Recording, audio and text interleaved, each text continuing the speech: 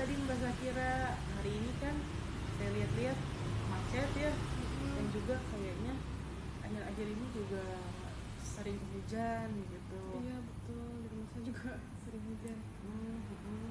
Maaf juga ya Mbak, saya jadi terlambat ini karena sempat kejebak macet juga panjang tadi. Nah, nggak apa-apa, Mbak. Yang penting alhamdulillah sudah sampai sini. Alhamdulillah. Kita kan juga nggak tahu ya gimana situasi jalan raya, kita nggak bisa prediksi kan. Untuk Mbak Zakira, gimana perasaan Mbak hari ini? Hari ini saya lagi banyak pikiran ya Mbak. Juga ini maaf saya jadi gugup Iya, nggak apa-apa Mbak. karena karena pertama kali juga kan ikut konseling. Awalnya tuh cuman mendengar-dengar doang dari teman, ini juga disaranin sama teman sebenarnya ikut aja konseling gitu, tapi sayangnya masih belum minat. Oke, saya paham gimana perasaan Mbak Zakira mengenai konseling ini. Mungkin juga pasti gugup lah ya, karena kan nanti akan membicarakan tentang masalah, tentang hal-hal yang mungkin Mbak stres atau gimana kan. Namun di sini saya ingin memberitahukan terlebih dahulu, tujuan kita pada konseling hari ini adalah untuk memahami dan mencari jalan keluar atau solusi untuk masalah yang Mbak Zakira alami. Saya juga ingin memberitahukan bahwa ruangan ini adalah tempat yang aman untuk Mbak Zakira menceritakan segala hal yang Mbak ceritakan, tentang pikiran-pikiran yang mungkin belum sempat tersampaikan kemarin, belum sempat dikeluarkan, Mbak boleh ceritakan di sini. Lalu pokoknya apapun yang ingin Mbak ceritakan aja di sini, karena di sini tempat aman untuk Mbak bercerita. Namun karena keterbatasan waktu, kita hanya memiliki kurang lebih waktunya itu 20 sampai 30 menit. Makasih ya Mbak Dila, saya ingin memastikan bahwa apa yang saya lakukan ini adalah yang tepat gitu. Iya Mbak, ini sebenarnya hal yang sudah tepat ya. Apalagi kan konseling ini merupakan proses untuk kita memahami, mengeksplor, dan juga mencari jalan keluar untuk permasalahan yang sedang Mbak alami. Untuk kita memulai sesi konseling ini, boleh saya tahu Mbak, apa hal yang membawa Mbak ke sini? Sebenarnya udah dari 3 bulan ini Mbak, saya tuh suka stres. Gimana ya ngomongnya, saya juga jadi Iya nggak apa-apa Mbak, pelan-pelan aja ceritanya. Take your time Mbak.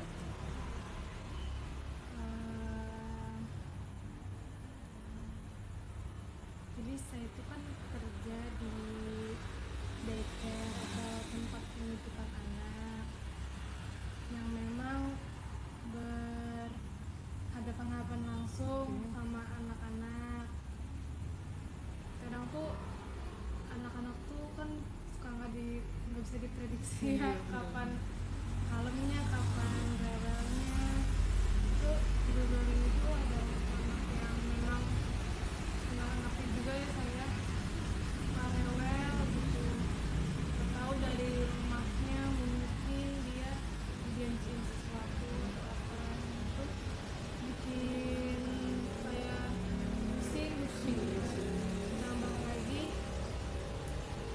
saya juga ada masalah sama rekan kerja saya, kayak suka senggol-senggolan gitu, ngomong-ngomongan di belakang, terus tekanan dari atasan juga Mbak.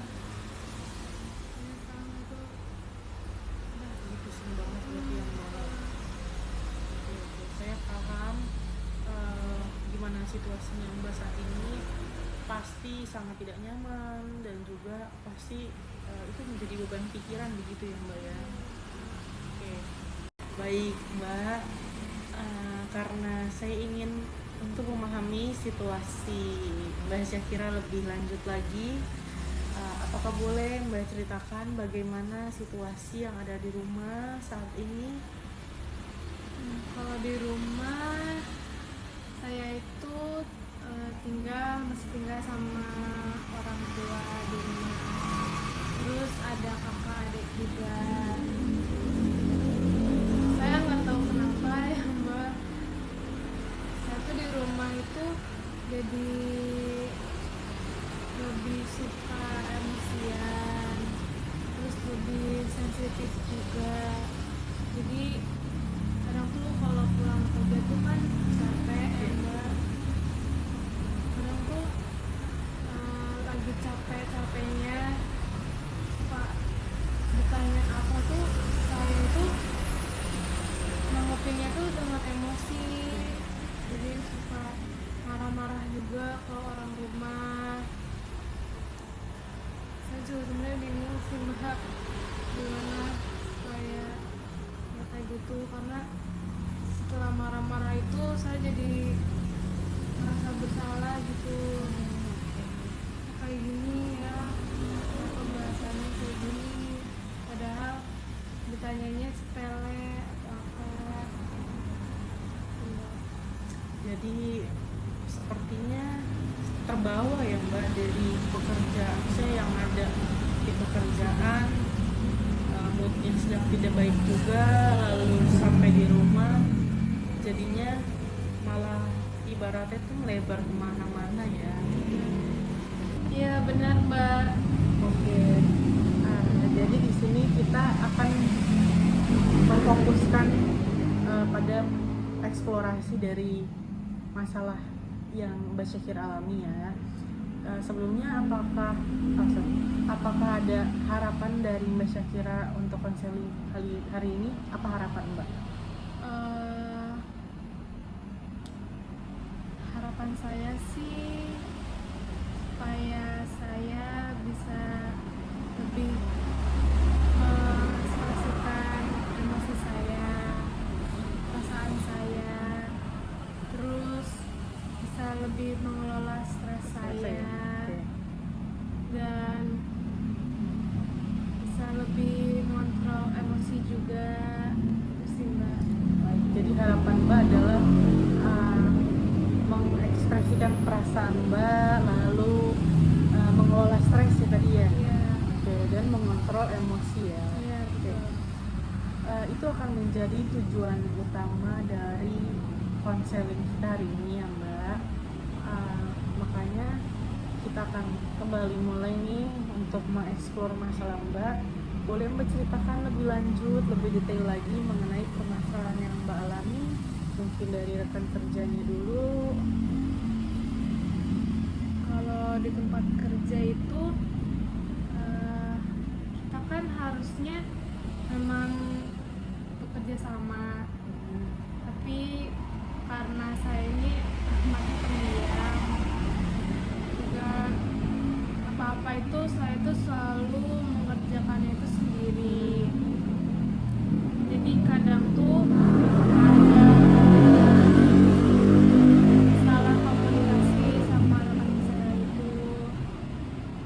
Dia juga emang kalau lagi marah tuh suka diem, jadi saya nggak tahu juga di mana salah saya. Sorry Mbak, jadi sama-sama diem gitu. Iya. Oke. Terus itu kalau misalnya ada pekerjaan yang sudah saya kerjakan, tapi karena dianya protes, saya juga nggak mau memperpanjang masalah, jadi saya pendem. Jadi dia nggak tahu kalau sebenarnya saya sudah mengerjakan itu. Terus ya itu karena saya kesulitan mengontrol perasaan saya karena dipendem itu mungkin ya, jadinya saya itu sering nangis juga di tempat kerja. Diam-diam nangis gitu ya Mbak. Ada tekanannya juga itu Mbak. Oh, tekanan dari atasan juga Mbak atau? Saya tuh suka dituntut sempurna gitu, karena mungkin karena masih muda ya, jadi kayak kamu kan masih muda jadinya harus bisa ini bisa itu harus gitu Mbak. Jadi ada dari miskomunikasi dengan rekan kerja, lalu tuntutan dari atasan juga ya Mbak. Oke, dan juga sebelumnya tadi saya dengar ada masalah tentang ini ya, anak kecil ya, anak-anak akhir-akhir ini sedang rewel-rewelnya ya Mbak. Oh mungkin ditambah itu juga ya Mbak. Iya. Baik. Kadang saya juga nggak ngerti nih maunya apa gitu. Kita juga bingung ya kadang ya kalau menghadapi anak kecil yang seperti itu ya. Iya. Oke. Jadi kalau saya lihat garis besarnya adalah disebabkan oleh masalah ya dengan rekan kerja ya yang pertama, lalu tuntutan dari atasan, dan yang terakhir ditambah lagi di lingkungan kerja itu anak-anak sedang rewel-rewelnya ya. Dari yang sebelumnya Mbak ceritakan, karena permasalahan di tempat kerja ini membuat Mbak kesulitan mengelola emosi sehingga terbawa ke rumah. Bener nggak Mbak seperti itu? Iya bener Mbak. Jadi, kadang orang rumah nanya kenapa saya jadi Bingung juga bingung kali ya. juga jawabnya gimana, takut mereka kepikiran juga, jadi saya diemin. Jadinya Mbak pendem gitu ya. Terus kayak gitu. Biasanya Mbak kalau sedang berada di situasi seperti itu nih, misalkan di tempat kerja atau di rumah dan misalkan di tempat kerja nih misalkan sedang ada situasi yang menegangkan, itu kan menegangkan, situasi yang tidak nyaman ya, itu Mbak biasanya berbuat apa yang Mbak lakukan di dalam situasi itu? Kadang sih saya cuman diem di kamar mendengarin musik sih lebih seringnya, ngejauh dari orang-orang, terus lebih sering di kamar aja sih sendirian. Baik Mbak. Memendam perasaan kan seperti yang kita tahu itu jika dilakukan setiap hari dan jangka waktu yang lama itu sangat tidak baik ya Mbak. Apalagi mungkin salah satu dampaknya adalah yang tadi Mbak Syakira bilang, karena Mbak memendam kekesalan, emosi yang ada di tempat kerja, lalu di rumahnya ibaratnya seperti melebar kemana-mana dan dilampiaskan ke situ ya. Oke. Saya ada salah satu teknik relaksasi yang mungkin dapat membantu Mbak untuk lebih tenang, untuk menenangkan diri. Ini bisa Mbak coba, bisa dicoba di rumah atau bisa juga Mbak coba di tempat kerja. Jika saat sedang istirahat, Mbak bisa pergi sebentar, baik itu keluar kah atau pergi ke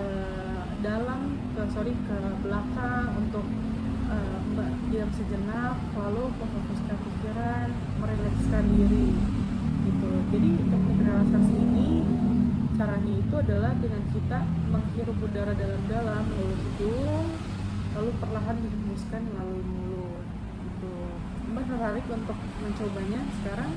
Boleh sih Mbak, saya Boleh juga ya. Oke, kita coba sekarang ya Mbak ya. Baik Mbak, sekarang kita akan mencoba untuk melakukan teknik relaksasi yang saya bilang tadi ya. Jadi kita harus rileks dulu badannya Mbak, lalu kita akan perlahan menarik menghirup udara melalui hidung, lalu kita hembuskan perlahan melalui mulut. Kita mulai ya Mbak. Tarik, buang dengan perlahan, lalu tarik lagi Mbak, buang perlahan. Rilekskan badan, rilekskan pikiran, lalu tarik lagi, buang lagi. Oke, sekali lagi ya Mbak, tarik lagi, perlahan, hembuskan. Oke, kita coba sekali lagi, kita tarik nafas lagi yang dalam, lalu hembuskan yang perlahan. Oke, bagaimana Mbak Syakira? Apakah teknik ini cukup membuat Mbak merasa nyaman? agak ini yang mendingan juga sih. Mbak boleh mencoba teknik tersebut di tempat kerja atau ketika sedang stres, lalu take a break ya sebentar, Mbak ke belakang kah, atau Mbak menenangkan diri terlebih dahulu dan mencoba teknik relaksasi pernapasan tersebut. Lalu selanjutnya bagaimana dengan permasalahan di tempat kerja Mbak? Apakah apa yang sebelumnya Mbak lakukan ketika berada dalam situasi tersebut? Saya cuma diem aja sih Mbak, sama-sama diem.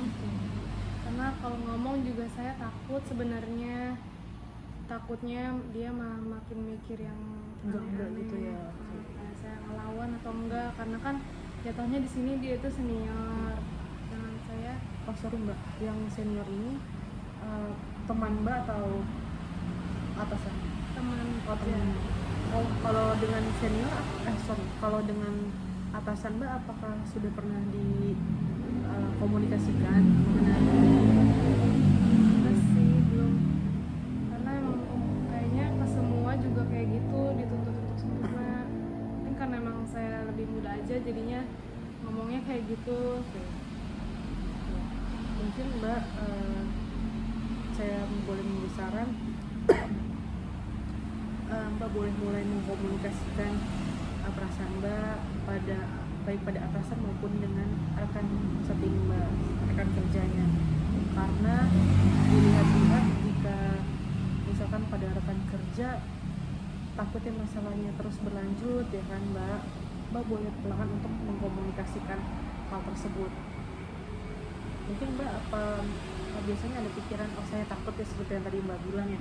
Nah itu kalau dirasa langkah tersebut terlalu besar, Mbak boleh perlahan-lahan saja kayak mulai dari menanyakan hal-hal kecil, lalu ketika sudah lancar dengan komunikasi boleh dibahas seperti itu. Ya, mungkin akan saya coba ya Mbak ya. Untuk atasan tadi belum pernah dikomunikasikan ya Mbak? Iya. Oke. Mungkin kalau yang ini bisa dicoba dengan perlahan juga kali ya Mbak. Boleh sih Mbak, nanti saya coba. Wajar bila ada kekhawatiran ya, kekhawatiran tadi Mbak bilang itu semua wajar karena itu manusiawi, rasa takut itu pasti ada, namun tidak ada salahnya untuk dicoba.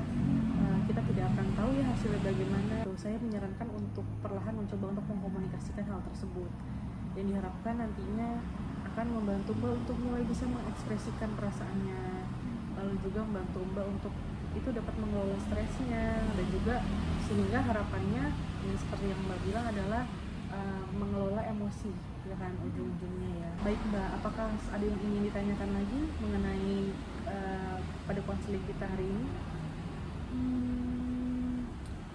Saya rasa cukup sih Mbak. Baik Mbak, waktu tidak terasa sudah berjalan 20 menit. Mungkin konseling hari ini kita akhiri dulu sampai di sini.